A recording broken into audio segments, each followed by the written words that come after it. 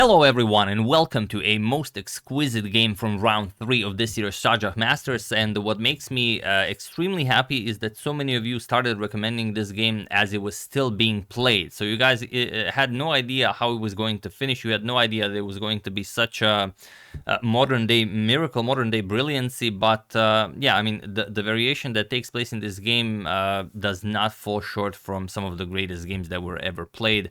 By some of your most favorite players like Morphy, like Anderson, like Tal, like Nejmedinov. Like this is total annihilation. So I know I've hyped it up a little bit, but with very good with very good reason. So let's check it out. It's Vladimir Fedoseev versus Salem. Of course, you guys know both of them. They've been featured on the channel many times, and they are very, very strong players. Let's dive straight into the game. So Fedoseev with the white pieces opens with pawn to d4. We have knight to f6, pawn to c4, and g6. We have the King's Indian defense, and there are many popular ways of treating the King's Indian, but here we have pawn to h4. Now this is only the 5th most popular continuation, but chances are Salem knew that Fedoseev was pretty much planning on playing this, as he played it many times before. He played it against Magnus Carlsen, he played it against Anish Giri. He one of the stronger players in the world that uses this line. So okay, pawn to d6, and he even used it against Magnus Carlsen in the FIDE World Cup 2021, even though he lost that game. So pawn to d6, knight to c3, and knight b to d7. In the game, he also played it against Anish Giri in the World Blitz Championship in 2019, but he continued with pawn to e4 here. He switches it up with queen to c2, and it is now as of move 5 that we already have a completely new game.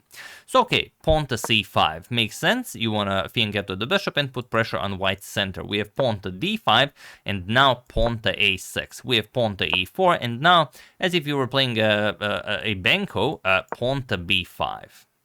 C captures on b5, we have bishop to g7, and b captures on a6. Okay, we have castles, and now pawn to h5. Of course, you're not worried about capturing and rook captures on h5, because white is still underdeveloped for any sort of such activities, and that would be pretty bad. But it is a very strong move, because knight captures on h5, and now pawn to g4. Okay, the knight goes back, we have pawn to g5, and knight to h5. You could go to e8, but then after pawn to f4, it would be very, very hard to play this with black. So instead, knight to h5, and of course bishop to e2, preparing to capture on h5 and open up a path towards the black king. Bishop captures on a6, we have bishop captures on h5, and g captures on h5, and now just pawn to f4. So it's a trade-off. That b5 gambit maybe was a little bit stronger against the player of Vladimir's strength, but okay, Salem wants that kind of a game, and he did get that kind of a game. Pawn to e6, and now knight g to e2. Pawn to e6 is a very principled idea. White is still hanging around in the center, so you want to open up the center and go after that white king. We have knight g to e2, and now, even though you can capture on d5, of course, white will not recapture with the pawn. White will capture with the knight, and then the knight on d5 is actually very strong. It's kind of hard to get rid of it. You are going to play rook to e8, but the queen guards the e4 pawn, so it's not that great, but objectively the position is equal. So after knight g to e2, queen to e8 first, nicely aligning the queen with the white king, but also if rook captures on h5, now maybe you have some f5 ideas going after the central e4 pawn and exposing that rook on h5. So here d captures on e6, f captures on e6, and now knight to g3, just making your position more solid, and you might be even considering some knight captures on h5 ideas, followed by knight to f6 check. Maybe the g file opens up. So many things are possible here. And here, okay, you could continue with something like queen to g6. You could strike in the center with d5. All are very nice options. You could play bishop to d4 first. It's also a very nice move, but Salem decides that he's in for a real game, and he plays knight to e5. And okay, there's no good way to meet knight to e5. He just wants to play knight to d3 check, and then white's position will be terrible. So the knight has to be captured, and well, what happens next happens next. F captures on e5, bishop captures on e5, now threatening bishop captures on g3, and queen to g2, the only good move for white. Rook to b8. And if you're a Benoni or a Benko player, or you get some kind of a position similar to those structures from a King's Indian, where you have the bishop pair, where you have the rooks on an open and semi-open file, the queen that can very easily enter the game, you can strike in the center with d5. I mean, this is, for an attacker, this is a dream position. But knight captures on h5. Believe it or not, even though it looks scary, our good friends the engines, they've taught us that, you know, just because it looks scary, I mean, if it's okay, strong grandmasters can play it nowadays. Queen to g6. Okay, what's the idea here? Well, of course, you want to prevent knight to f6 check, and then after bishop captures, that this opens up with a discovery. So queen to g6 prevents that, and also now you have to be a little bit careful. If queen captures and e4 comes with check, that's pretty much it for white.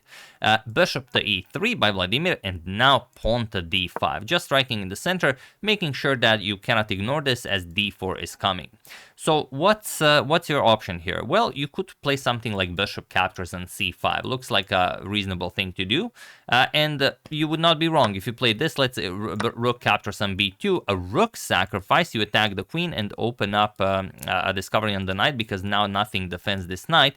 Queen captures on b2 would have to be played, and now you just play bishop captures on c3, and you've removed all of the defenders from the e4 pawn. Let's say queen captures on c3, you will capture on e4 with check. Now, of course, you don't want to just give up the rook, so the king has to go up the board, and now queen to g2 with check. And okay, yeah, now you have to give up the rook, otherwise you're going to get checkmated.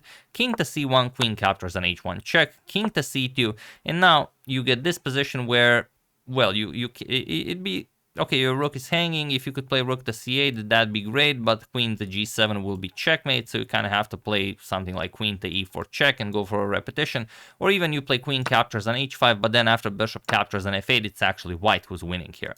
So it's a pretty crazy position, but Vladimir plays the only move that gives him the advantage. He plays castles queenside, so he invites pawn to d4 in, and what happens next, I believe it is impossible to calculate, as players in the game have failed to do so. So pawn to d4 was played, and now what would you play in this position? Like, this is a position when you have it over the board. If you're attacking, I imagine you're very happy, but if you're defending, I don't know, all the time in the world will not help you. At the time this position occurred, Vladimir had 28 minutes on the clock, and Saleh had 35 minutes on the clock. But what would you play here? I mean, there's only one or two good moves for white, and they're not necessarily even winning for white. They're just good. So, you know, just looking at the position, what does the position tell you? You know, is your spidey sense tingling in any way? So the move that you have to play here is queen to h3. It's just a very, very tricky idea that prepares knight to f6 check, and then if the position opens up, you free up the g file for this rook. That's kind of your only plan here. And after queen captures on h3, if d captures on c3, now you have to play b3. So that's the only way you're gonna have an edge here. And now once knight to f6 check lands, and you open up all of this firepower towards the h7 pawn, white will be pushing for the win here, even though it does not appear that way. However, in the game, after d4, rook d to g1 was played. So, of course, Vladimir saw the general picture, and maybe even the whole picture. He saw the attack that's supposed to happen, only he did not create the position in the proper move order. And now, it is Salem who is, well, definitely in the advantage here. Objectively, it's still a dead draw, but only if only if neural networks are playing. D captures on c3. Here, D captures on e3 is the only way to play. After D captures on c3, even though it looks like the move you want to play, again, it is winning for Fedoseev. So here, b3. There's no way for black to continue the attack, and now just bishop to d3, putting pressure on that e4 pawn, but also taking away some very, very interesting squares in front of the white king. Could be very relevant. And now the only way to continue is to strike with knight to f6 check first. I will show the line because it was not played in the game. After knight to f6 check, of course, you do not open up the position. You will play king to g7, and now rook to d1. You just kick away the bishop and then go for rook to d7 check. So you can't really move the bishop. bishop, you will have to take, and once g captures an f6 comes with check, king will move, you will take the queen, and after h captures, you will take the bishop here. You're going to be up a piece, and you will win this game. So that was the only way to do it. But even 26 minutes on the clock was not enough for Vladimir to figure this out. He played queen to h3, which is the move that we've discussed a few moves earlier that was completely winning. Only in this position, it's actually losing. But it's such a crazy line that it's almost hard to believe that it was found over the board with 17 minutes on the clock. Now, of course, when we talk about such things, of course, Salem did not just, walk around the playing hall and he saw this position and then he started thinking with 17 minutes on the clock.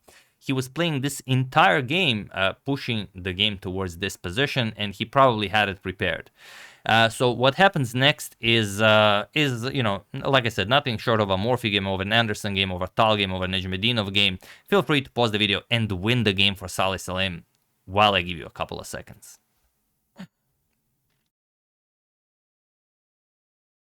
So for those of you who were able to do it, congratulations on spotting this. If there was a word beyond brilliancy, I would use it. I just don't know what it is. And for those of you who just want to enjoy the show, it is rook captures on b3. And you're probably wondering, okay, so what? What stops us from playing knight to f6 check? Well, very, very straightforward. If knight f6 check, you will just take it with the rook. And now if g captures, it seems that white is winning the black queen, but rook to b1 is checkmate. That's why I said that the c2 square being covered is a huge factor in this position. So what can you do here? You can only take the rook. There's nothing else. A captures on b3, and now comes the move you had to see in order to sacrifice the rook on b3, as all of these squares are still covered in front of the white king. Rook to a8. Now you're threatening rook to a1 checkmate. So white is still not in time to play knight to f6 check, otherwise rook to a1 is checkmate. So of course you have to defend this. King to d1. You prepare bishop to c1 to block the rook, and now while you could start with rook to a1 check, in fact, here it's actually a forced checkmate in 17 moves with best defense from white. But of course, those that would require some silly moves to be played. Rook to a1 is the way to go, but there's an even cooler way to do it, and it also takes you 17 moves, and that is queen captures on h5. That is what Salem saw when he played rook captures on b3. He spotted the queen sacrifice. Now, you're probably wondering, how is this irrelevant to anything? Well, it's relevant because the knight on h5 is covering the f4 square, and in order to win this game, you need the f4 square for your dark square bishop. So queen captures on h5 comes with check, so you have to take the queen. You could also block with rook to g4, but it doesn't really help you. Like rook to g4 is met with rook to a1 with check, and then once the bishop blocks, you have this very nice bishop to f4. Again, I mean, this is hard to watch. You cannot take the bishop because the rook is pinned. And of course, if you take the queen, then rook captures on c1 is checkmate. So after queen captures on h5, what else can you do? You have to take the queen, queen captures on h5, and here rook to a1 with check, bishop to c1, and now comes rook captures on c1. The only move that wins. You don't have time for bishop to f4 because of queen captures on h7. So rook captures on c1, forcing the king to a most unfavorable square. King captures on c1, and now bishop to f4. Rook captures on c1, and it was in this position on move 30 that Vladimir Fedoseev resigned the game, as there is nothing more to be done here. Everything that follows are only moves for white. So what would follow is king captures on c1, now bishop to f4 check. The whole reason behind this rook captures on b3, rook to a8, and of course taking away with a queen sacrifice the defender of the f4 square. So you can land bishop to f4 check. Now king to d2, c2 check. Only move king to e1, c1, queen. You have to go to f2, or you have to block with the queen. Doesn't really matter what you do. If you play queen to d1, then just queen to e3 check. You have to block with the queen, and then this is checkmate. Or if you run away with king to f2, now it's just a matter of queen to e3 check, king to g2, and queen to g3 checkmate. I'm utterly without words, and I'm so happy that so many of you have recommended this game. So many of you are following what's happening in the chess world. You're following active tournaments, and you know, like not the game has not even finished. I've started receiving requests for this game. As you guys are such incredible players, of course, you could smell that something was brewing, and that we will all enjoy it. So let's just see this one more time. So Queen H3. Rook captures on b3, a captures on b3, rook to a8 threatens checkmate, king d1 prepares bishop c1, queen captures on h5. I mean, this is if this is not an immortal, I don't know what is. Queen captures, rook to a1, bishop blocks, and now rook captures on c1. Game over. Beautiful, absolutely beautiful. I've seen some incredible games by Saleh, but I have not seen one so beautiful, especially against such a strong player like Vladimir Fedoseev. So and with the black pieces. So I will go as far as to call this